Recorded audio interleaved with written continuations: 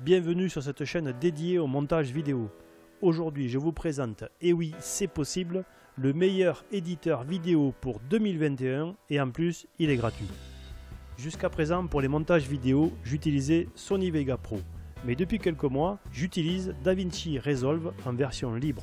On peut installer cette version sur Windows, sur Mac ou sur Linux. Beaucoup de fonctionnalités que l'on retrouve payantes sur les autres éditeurs sont ici gratuites. Ce logiciel est utilisé pour les montages cinématographiques à Hollywood. C'est donc une référence en termes d'édition, il est performant mais en plus il est polyvalent. C'est-à-dire qu'un éditeur débutant ou confirmé en montage vidéo va trouver ce logiciel intéressant. Il est facile d'utilisation, il possède des fonctions d'édition très puissantes si l'on veut pousser ses limites. Peut-être qu'aujourd'hui vous utilisez un logiciel qui n'est pas stable, qui n'est pas performant, c'est-à-dire qu'il ne va pas vite, et puis de temps en temps, votre logiciel crache et vous perdez votre travail. Si c'est le cas, je vous conseille d'essayer DaVinci Resolve. Il va certainement réduire une grande partie de ses latences et de ses problèmes de stabilité. Il a un avantage indéniable, notamment par rapport à Sony Vega Pro, c'est qu'il a un aperçu qui est très rapide. Et on peut donc très facilement voir, sans faire un rendu, ce que donne le montage en cours. Et enfin, pour finir dans les avantages, on peut monter des vidéos de différents formats jusqu'en 4K.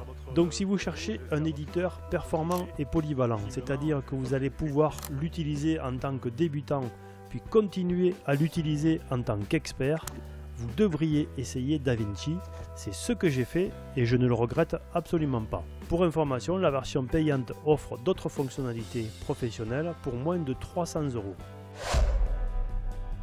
DaVinci Resolve est structuré en pages, c'est-à-dire que vous n'avez pas tout sur la même page et sur le même écran. Par exemple, la page Médias permet de gérer les médias, de les importer, de les classer, de les prévisualiser.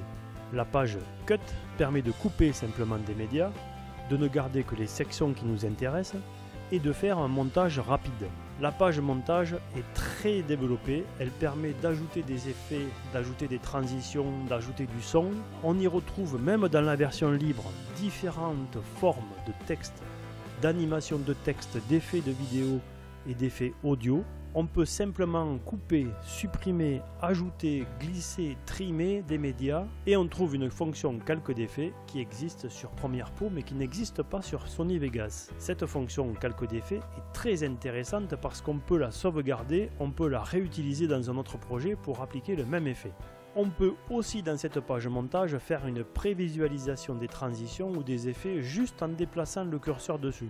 Et tous ces effets et toutes ces transitions sont paramétrables dans la fenêtre Inspector, on peut les modifier en fonction de ce que l'on cherche. La page Fusion permet de créer des composants qu'on peut imaginer et qui n'existent pas. Dans cette page, il y a des fonctions très puissantes, elle permet de modifier des effets existants ou d'en créer de nouveaux. La page Étalonnage permet de gérer la colorimétrie pour l'ensemble du projet ou simplement pour un média. Dans la page Fairlight, on va trouver le son avec une vraie table de mixage et un nombre d'entrées impressionnantes. On y retrouve aussi les effets sonores. Enfin, la page Export permet d'exporter les projets vers une multitude de formats dont certains sont déjà prédéfinis. L'affichage de chaque page est paramétrable, mémorisable et permet d'avoir à chaque étape de l'édition des fenêtres adaptées à sa façon de travailler.